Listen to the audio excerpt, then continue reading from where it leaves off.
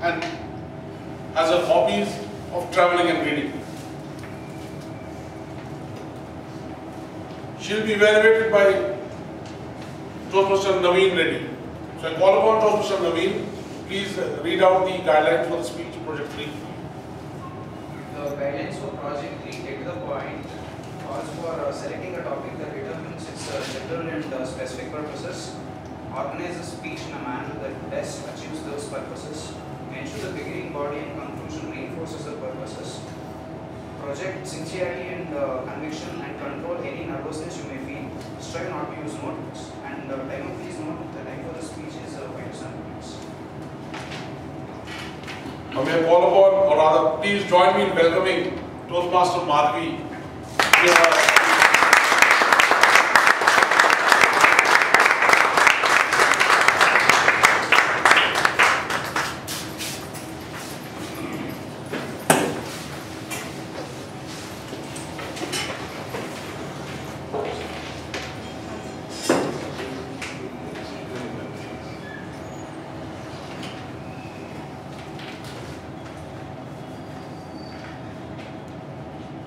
During the last weekend, my husband and I decided to go for a movie. I was so excited and in a romantic mood. I dressed up for the occasion. As we were standing in the theatre premises, suddenly a group of children came to us with beautiful eyes. They pleaded us for money and tattered us. But we simply ignored them.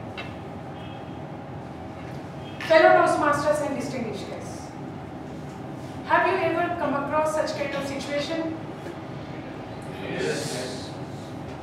I am sure you might have seen old and not so old handicapped persons on the streets, at places of worship and in shopping areas. Any kind of such situation confuse me on a daily basis. I get confused, don't you? No. Yes. Giving money to the children always presents me with a quandary. It comes from the fear of being taken advantage and supporting a lifestyle that I know is unhealthy. Immediately after giving money to the first beggar, there are others targeting you as well and lead you to fall into embarrassing situation.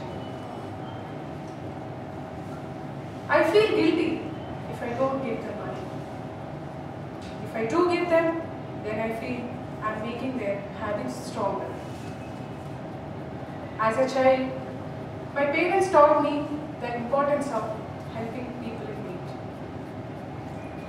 I feel guilty if I ignore the beggars on the street and not even noticing that the person, he or she exists. All the ways that I have grown as a person, this is one thing that I hate most.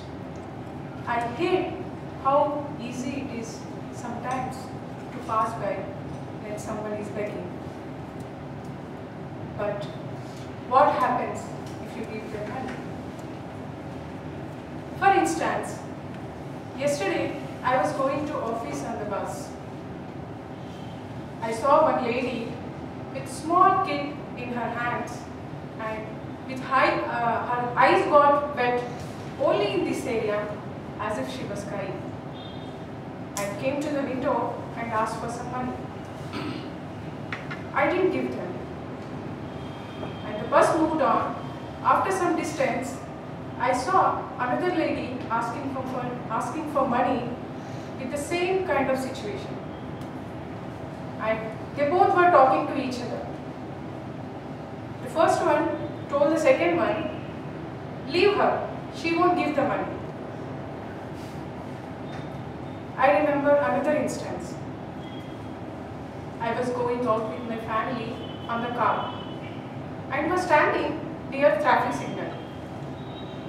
And one person with bandage on his left hand and limping his right leg came to us and asked for money.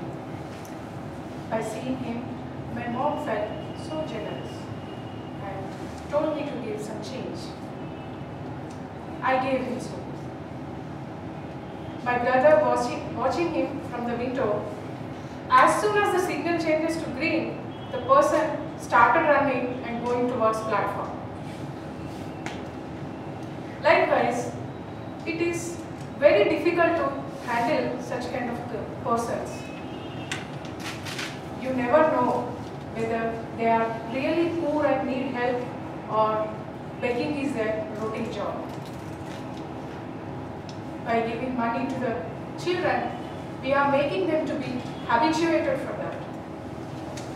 The more money they get, they will be more encouraged to continue begging. If begging remains as a profitable venture, why would they consider trying something else? Do we have any solution for this problem?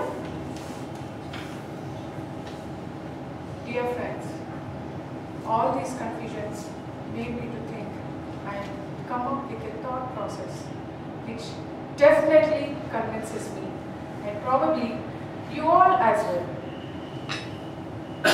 The best thing that you can do is donate your funds to a local charity with good track record of helping people in need.